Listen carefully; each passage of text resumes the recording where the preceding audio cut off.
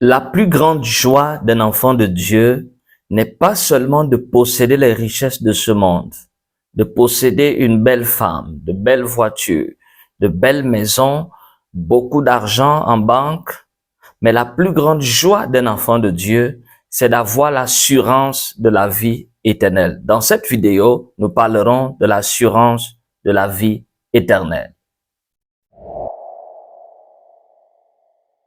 Shalom, bienvenue dans le Seigneur, que Dieu vous bénisse, que sa grâce et sa faveur soient sur vous. Je suis, une fois de plus, l'humble serviteur de l'Éternel au Major, prophète Frédéric. Si c'est votre première fois de me suivre, abonnez-vous, activez la cloche de notification, partagez cette vidéo à plusieurs personnes pour que eux aussi puissent recevoir le message de la vie éternelle.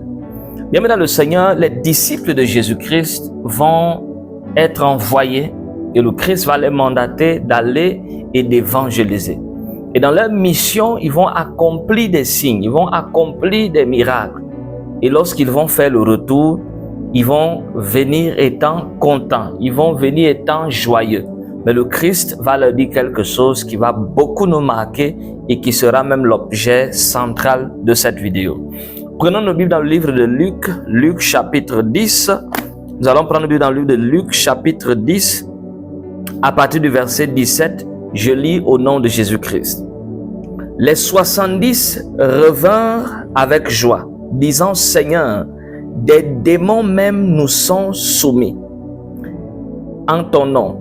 Jésus leur dit, je voyais Satan tomber du ciel comme un éclair.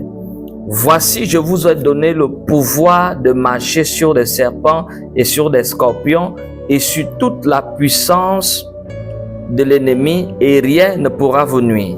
Verset 20. Cependant, ne vous réjouissez pas de ce que les esprits vous sont soumis, mais réjouissez-vous de ce que vos noms sont écrits dans les cieux.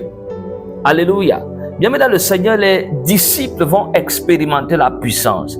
Les disciples vont expérimenter la gloire. Ils vont être joyeux, ils vont être contents parce que les miracles sont opérés.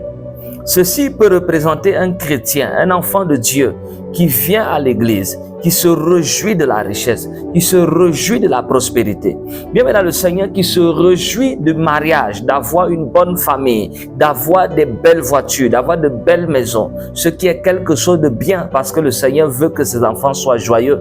Mais le Christ va leur rappeler quelque chose, que votre joie ne doit pas être limitée à cela parce que cela n'est que du superflu. Ce à quoi vous devez vous réjouir, ce à quoi vous devez être fiers d'avoir assurance, c'est que votre nom est écrit dans le livre de vie. Alléluia. Bien aimé dans le Seigneur, beaucoup d'enfants de Dieu veulent beaucoup de choses. Ils sont attirés par beaucoup de choses, mais ils oublient pour la plupart du temps l'essentiel. Ils oublient d'être reconnaissants pour l'essentiel.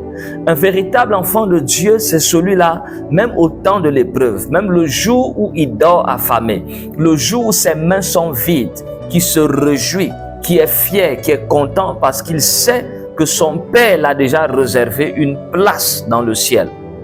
Nous sommes dans cette génération où peu de personnes possèdent encore cette joie. Bien, dans le Seigneur, posez-vous des questions. Pourquoi est-ce que beaucoup de personnes qui sont des milliardaires, qui sont des personnes qui possèdent beaucoup de ces choses dont vous désirez, mais pour la plupart du temps, ils sont malheureux. D'autres même se suicident. D'autres même cherchent la mort. Et vous vous posez des questions, mais ils ont tout ce qu'il faut. Mais pourquoi est-ce qu'un milliardaire cherche-t-il à se suicider? La raison est simple, ils n'ont pas la joie que Christ nous donne. Car Jésus-Christ va nous dire, je vous donne ma joie, mais je ne vous donne pas cette joie comme le monde donne. Lorsque Dieu nous donne la joie, cette joie est capable de surpasser et de surmonter toute autre chose. Ça veut dire que tu es ou pas, tu es dans cette joie. Job, même au temps de l'épreuve, les gens autour de lui voyaient Job dans sa souffrance, sa misère, à l'instar de son ami Eliphaz, qui lui disait, mais Job, tu ne vois pas que ta situation est grave, ta situation est misérable. Sa femme même lui a dit, maudit Dieu et meurt. Mais Job est resté concentré. Job est resté focus parce qu'il savait que la chose la plus importante, ce ne sont pas les richesses qu'il possède. La chose la plus importante, ce n'est pas la belle vie qu'il vivait, mais la chose la plus importante, c'est l'assurance de la vie éternelle, l'assurance de sa relation et de sa connexion avec Dieu. Les amis, que Dieu te donne la joie. Que par cette vidéo, que Dieu t'accorde de te rapprocher encore de plus en plus de ton Dieu, de chercher encore la présence de ton Dieu et d'avoir la joie et l'assurance de la vie éternelle. Que Dieu vous bénisse, que sa grâce soit sur vous une fois de plus et à très bientôt pour une nouvelle vidéo. Je vous dis Shalom.